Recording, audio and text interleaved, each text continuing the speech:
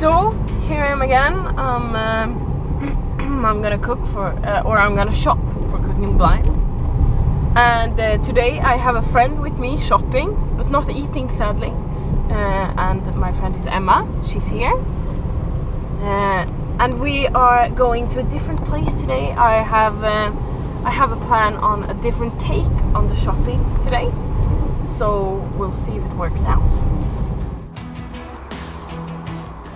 So we are now at a very great shark. What's it called? We're at a very great meat store. They have all this nice meat, and most of it is locally produced. So that's good. So now we're at store number 2, or it's not a store, it's more like a mall. And weirdly, this will sound weird in English, but it's called the Slaughterhouse. But it doesn't sound as morbid in Swedish as it does in English. And it's a collab with lots of different delicacy counters and meat vendors and stuff. So we'll go in and see what we find.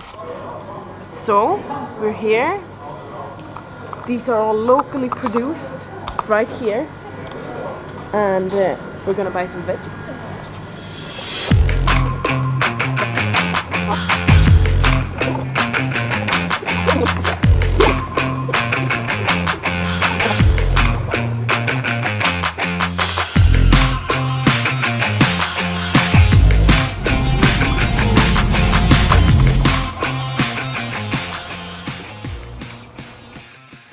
Okay, so I've put everything out and we're about to reveal it. And today's protein is of the fancy kind. Today's protein is lamb chops, fresh from the butcher. Now on to the carbs. He will have 2 choices today. We have green soybeans fettuccine, and we have some locally produced potatoes. And we're going over to the greens. It doesn't look a lot today, but we have organic carrots, organic yellow and purple carrots, some garlic, some silver onions, broccoli and cauliflower, and we also have some dried nettles. So in the corner of randomosity we have some wild boar sausage, some blood oranges, some dried up raspberries, some creme fraiche, some cream, some ice cream and some sour milk. So that was it. He will also be welcome to use anything we have in the kitchen already, since the best food is the one that's being eaten. Shall we play a game? We shall play a game.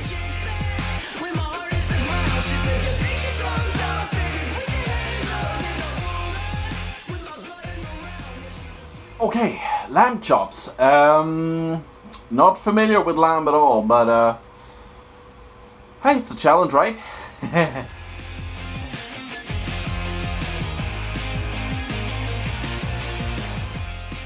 Okay, so I've thought about this for a while now, and I have such a great idea for the lamb chops. Problem is, I've gotten the exact wrong ingredients from her.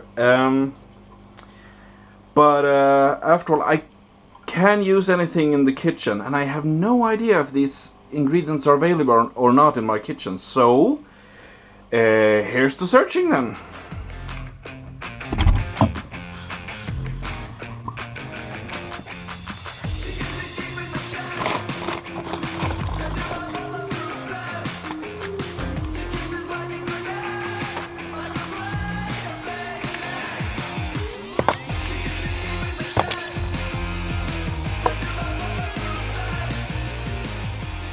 Okay, first of all, lamb chops, very sensitive meat, and if I want to fry them, I have to serve them directly after. So these go in the fridge in a while. Okay, so I really can't make that fettuccine work with a lamb. There's just no way. But potatoes, that'll work great. And in fact, I will pick up on an old Swedish traditional recipe and make Hasselback potatoes. However, they have to be in the oven for 1 full hour to make Hasselback potatoes. And so I will have to come up with an entree, preferably using the wild boar sausage, because otherwise I think the guys out there might eat me alive. Okay, nettles. I really want to use these because they're a really old traditional herb, I guess I call it, in Sweden. I can hear you cry from all overseas, why would you ever eat nettles? I don't know, I'm not particularly fond of them, but they're really traditional, so I really want to use them since I'm sort of catching on to old Swedish traditions today. Let's try this.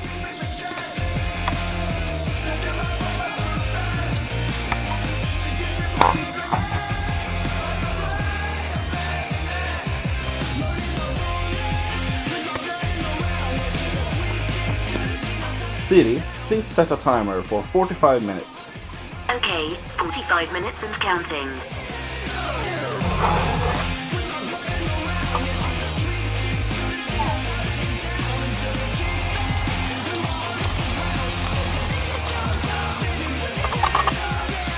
Okay, I don't have much of a sense of smell, but the wok I'm doing is smelling delicious. I'm really hoping this will be as good as it smells.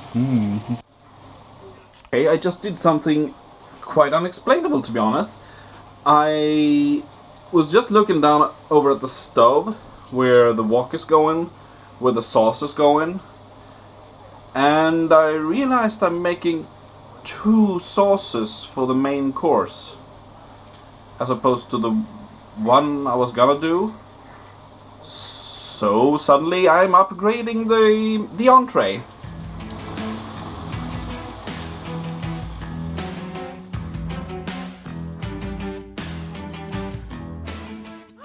Hello there.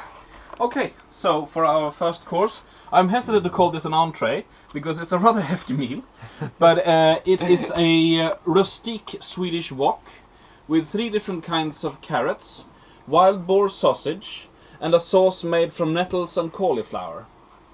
Wow! What an entree! Good thing. Oh wow, the flavor.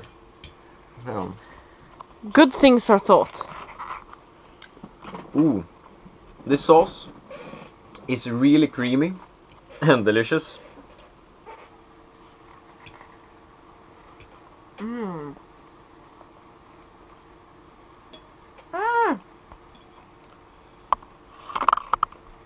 I was kind of afraid that the wild boar sausage would be too spicy, but it's perfect. Yeah, I tried using really lovable spices with the wild boar meat because I know it's kind of prickly. He said you don't have to eat it all, and we said try to stop us. The sausage is perfect because we heard he fried it first because it was so fat, and it's almost like grounded beef or grounded pork in this, and it's very good. It works so well with all the spices. Very much indeed. The sausage is sort of crafty and Very robust, rich. very rich, and with the really creamy sauce on top, bind perfectly. Really delicious. Okay, viewers, I am... You might think I'm escaping. I'm not. I haven't thrown in the towel just yet. However, I am going out to the car. I know it's very unusual to see the competitor actually going outside the building. It's not strictly within the rules, but I'm not going to cheat. I'm going to use something that I had when the challenge started. Only it's in the car, so I have to get it.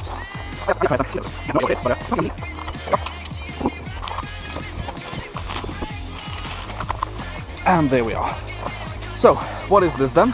Well, it's something I bought half in mind to give it to Jeanette as a present. However, I'm actually gonna open it and use it tonight. Because it's a small machine for making chocolate fondue.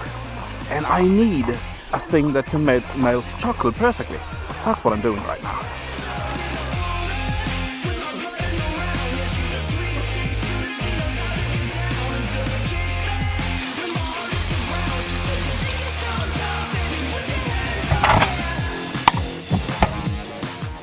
Now timing is just everything. The sauce has to be perfect. The The meat has to be absolutely perfect, and the potatoes just came out of the oven.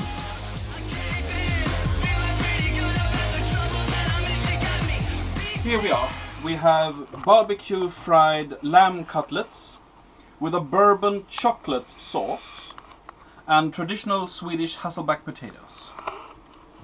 Ooh. Wow. What? Oj, oj, oj. Sorry, chocolate sauce. I'm strangely intrigued. In so many ways. It's a bourbon and chocolate sauce with cayenne pepper. Crispy potatoes. I can tell. Here goes.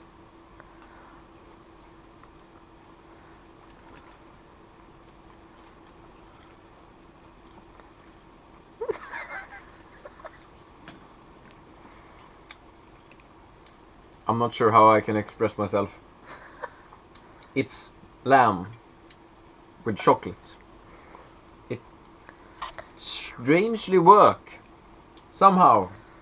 How? It's so weird that it smells chocolate everywhere.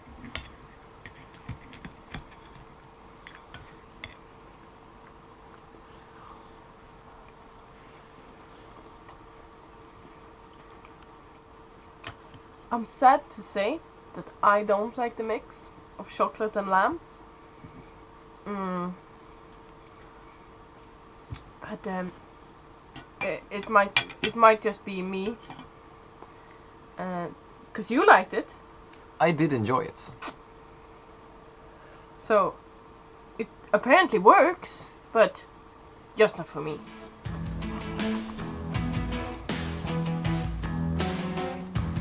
Okay, so on to the dessert. Sadly, the main course didn't go over too well, particularly with Jeanette, but I thought it was pretty tasty. I mean, it's different, of course, but that was the point of it. But I think the dessert will be something everyone will enjoy. Preview.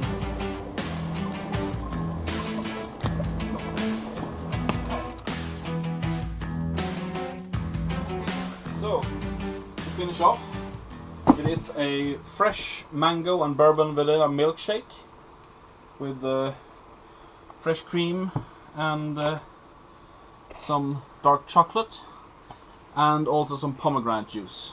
Just myself. Wow. I don't know if you need a spoon or if you just drink it. It's your pick. Well, I'm digging in.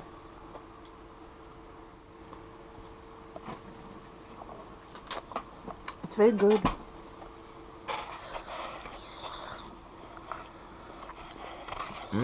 Right? Yeah. Really, really soft. Oh. Delicious mango flavor. Not like over sweet. Just like really delicious over flavor that sort of lays on top of everything. It's so light and fresh. It really is. It's so creamy. It's very good. The cream, it's not too much with the whipped cream on top. It's very good. This was a great finish on this meal. It was a good first course. I didn't like the main course, but apparently someone else did. And the dessert, again apparently.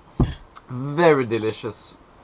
So Much fun. light, but yet the really intense flavor of mango. Very approved. Yeah. And this one I thought it was great. Very vibrant tastes and yeah, that lightness is perfect. Very good.